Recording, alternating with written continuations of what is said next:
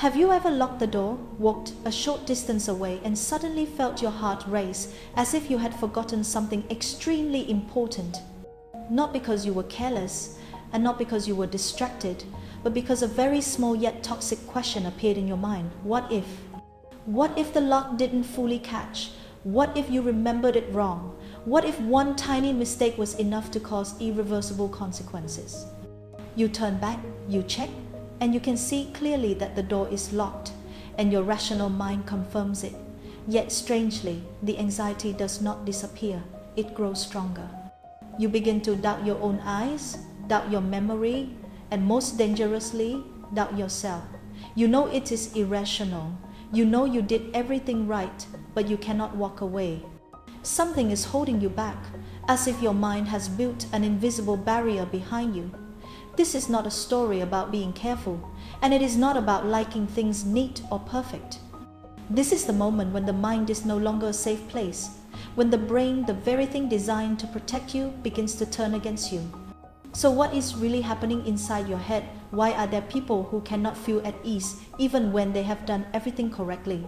And why does this fear so often appear in people who are deeply responsible? To understand that, we first need to clear up a very big misunderstanding. OCD is not what you think it is. When people hear the word OCD, they often think of neatness, organization, or an extreme form of perfectionism. They see someone arranging things carefully and say that person has OCD. They see someone being meticulous at work and joke about OCD. But the truth is, that is not OCD. That is personality. The real difference lies along a very thin yet crucial line: pleasure versus pain. Someone who enjoys being organized feels calm, relaxed, even satisfied after cleaning. Someone with OCD does not. They do not feel pleasure, they feel fear. When they wash their hands for the 5th or 10th time until their skin is raw, they are not doing it because they enjoy being clean.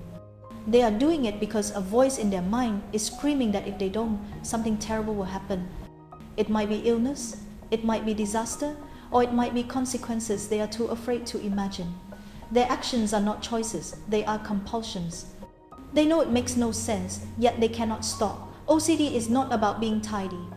OCD is a silent war, where a person is forced to repeat behaviors they themselves despise, just to buy a few fragile moments of relief. And that is what turns OCD into a prison of the mind. If there is one thing OCD steals more than anything else, it is not only time or energy, but trust. Trust in your memory, trust in your senses, and more deeply, trust in yourself.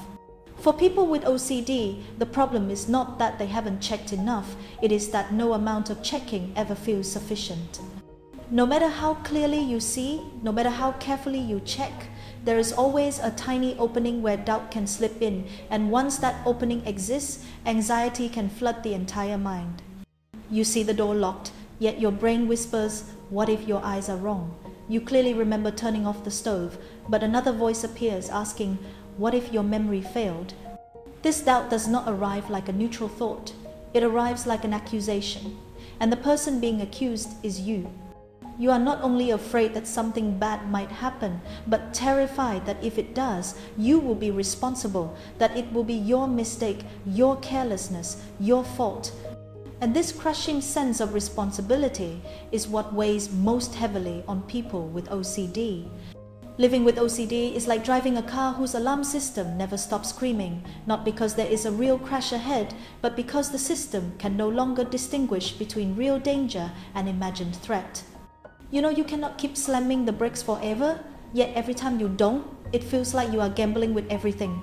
In this state, doubt does not just create anxiety, it exhausts you, because when you can no longer trust yourself, there is nowhere left to rest. OCD does not make people distrust the world, it makes them distrust themselves, and that is why this disorder is so quiet, so invisible from the outside, yet so relentlessly destructive on the inside. To understand how OCD operates in real life, consider the story of An. An is a young man who is gentle, responsible, and deeply committed to not causing harm or inconvenience to anyone. To others, he appears reliable, careful, untrustworthy. What most people do not see is that every morning is a silent battle inside his mind. An's day begins simply. He walks his bike out of the house, turns back, closes the door, inserts the key, and twists it twice. The metallic click is dry and clear. The door is locked, and his rational mind confirms it. He starts the engine and rides a short distance away when a small but chilling thought appears. What if the latch didn't fully catch? An tries to dismiss it, reminding himself that he just locked the door. But almost immediately, unwanted images flood his mind. A stranger breaking in, an empty house, and the faces of his parents tied to a vague yet overwhelming fear. What terrifies An is not the loss of property, but the idea that if something happened, it would be his fault. His heart races, his hands grow damp on the handlebars, and An turns back. Standing in front of the door, he doesn't just look, he shakes the lock once, twice, 3 times, needing to hear the metal rattle to briefly believe the door cannot open. He even takes out his phone and records himself locking the door as evidence for his own mind. But the reassurance never lasts. As soon as An walks away again, another voice appears, asking what if you shook it too hard and damaged the mechanism inside. The loop continues until An finally leaves the house completely exhausted, not from work, but from spending all his mental energy on something that should have been simple. An does not want to live this way, and he knows these thoughts are irrational. Yet he cannot stop, because he is not a prisoner of the house itself, but a prisoner of his own sense of responsibility and conscience. And An's story is not rare. It is the quiet reality of millions of people living with OCD every day in silence and isolation. What makes OCD truly dangerous is not the initial intrusive thought, but the way the brain learns from what happens next. For An, the moment he turns back to check the door and feels a brief sense of relief is the moment the trap closes. The brain quickly records a false lesson. Because you went back, because you checked, disaster did not happen. From that point on, every time fear appears, the brain demands the same familiar action in exchange for a sense of safety. This loop follows a cruel and predictable order. First, an intrusive thought appears, sudden and unwanted. Next comes a surge of intense anxiety with a racing heart, shallow breathing, and a body reacting as if real danger is present. To escape that unbearable feeling, the person is compelled to perform a compulsive behavior, such as checking the door, washing their hands, or repeating a ritual. And finally, after the behavior is completed, anxiety decreases and a fragile sense of relief sets in. That brief relief is the most manipulative part of the cycle, because it teaches the brain that safety comes from the compulsion. What the brain fails to understand is that anxiety would naturally fade over time on its own. Instead, it forms a false connection between the compulsive action and safety. As a result, the next time the intrusive thought returns, the brain demands the behavior faster, stronger, and more frequently. If 1 check was enough today, tomorrow it needs 2, then 5, then 10. Tolerance for uncertainty shrinks while the loop tightens its grip. This is why people with OCD cannot simply tough it out. Each time they obey the fear, they are not only responding to the present moment, but unknowingly feeding the disorder for the future. OCD does not survive on thoughts alone, it survives on actions, and when you understand this loop, you realize that people with OCD are not weak, but trapped in a learning system gone wrong, where the attempt to feel safe becomes the very thing that imprisons them. At this point, you may be wondering something very natural. If people with OCD know their fears are irrational, why do those fears still feel so powerful? The answer lies in how the brain processes danger. Inside every human brain is a survival alarm system whose job is to detect threats and keep us safe. When this system functions properly, it activates only when danger is real. In people with OCD, however, this alarm becomes overly sensitive. Imagine the brain as a fire alarm. In a healthy system, it rings only when there is an actual fire. In OCD, it can go off because of a faint wisp of smoke, or sometimes even when there is nothing at all. And once the alarm sounds, the body cannot distinguish between a real and a false threat. The heart still races, the muscles still tense, breathing becomes shallow, the sense of danger feels completely real even when the danger is not. This is why people with OCD cannot simply think positively or let it go. The fear does not originate from conscious reasoning, but from a deeper layer of the brain where survival reflexes are triggered. When that reflex is activated, logic becomes weak. You may clearly understand that the door is locked or the stove is off, yet your body reacts as if disaster is imminent. The problem is not that people with OCD lack strength or willpower, but that their brains are sending danger signals in the wrong situations, at the wrong time, and at an excessive intensity. And when a survival system malfunctions, it cannot be repaired by effort alone. What people with OCD need first is not to force themselves to stop being afraid, but to understand that the fear they feel is not their fault. It is the result of an alarm system working too hard. There is a quiet pain that people with OCD rarely talk about, and it is not just fear, but shame. Shame about the thoughts that appear in their minds. They wonder how someone who loves their family, lives ethically, and tries hard not to harm anyone could have such disturbing thoughts. Slowly, they begin to doubt their own character, asking themselves whether, deep down, they might actually be a bad person. But the truth is that intrusive thoughts say nothing about who you are. They only reveal that your brain is trying to protect you in a misguided way. There is a clear psychological paradox at work. The more you try not to think about something, the more strongly it returns. People with OCD often have exceptionally high moral standards. Because they are deeply afraid of doing something wrong or causing harm, they monitor their minds excessively, and this constant vigilance unintentionally generates the very thoughts they despise.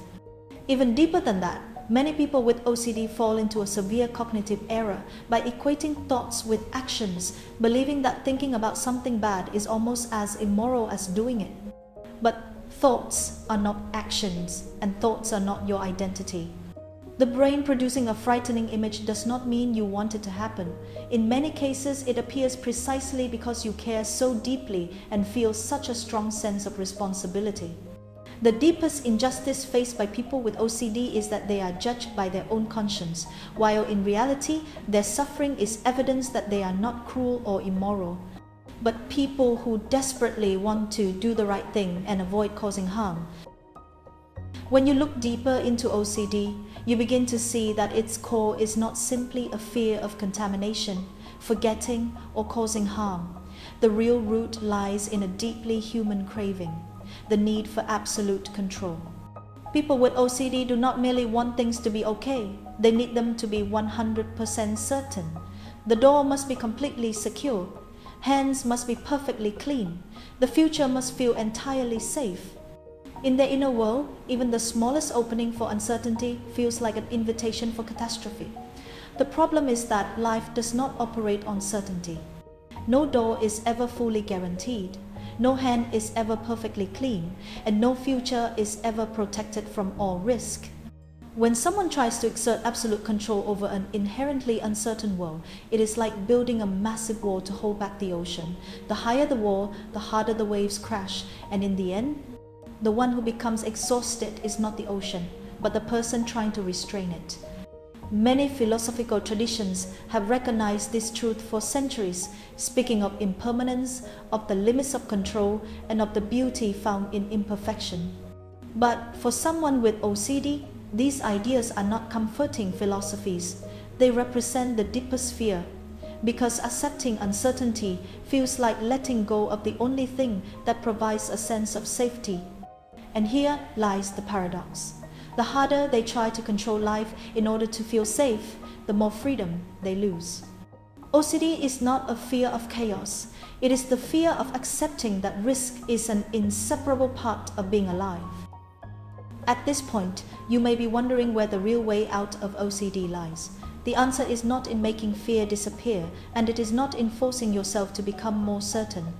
The true way out is learning how to live with uncertainty rather than continuing to fight it. Healing from OCD is not about winning a battle, but about ending a battle that never needed to be fought.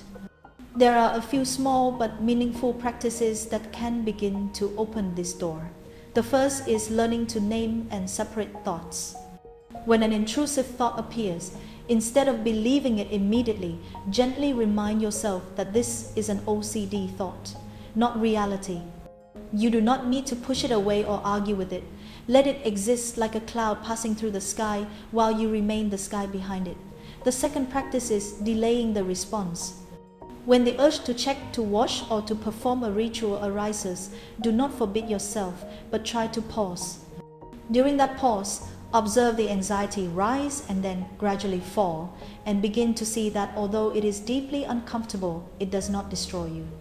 Each time you resist the compulsion, your brain slowly learns a new lesson, that uncertainty can be tolerated. The final practice is writing your fears down. When frightening scenarios are brought out of the mind and onto paper, they begin to lose some of their power.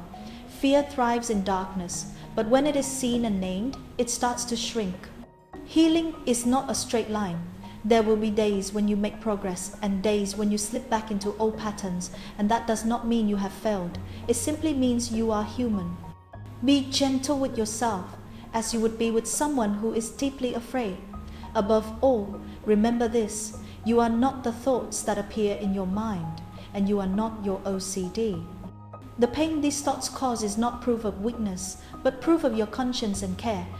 The glass cage of perfection may not shatter overnight, but its door has begun to open, and you have the right to step outside into a life that is imperfect, uncertain, and freer.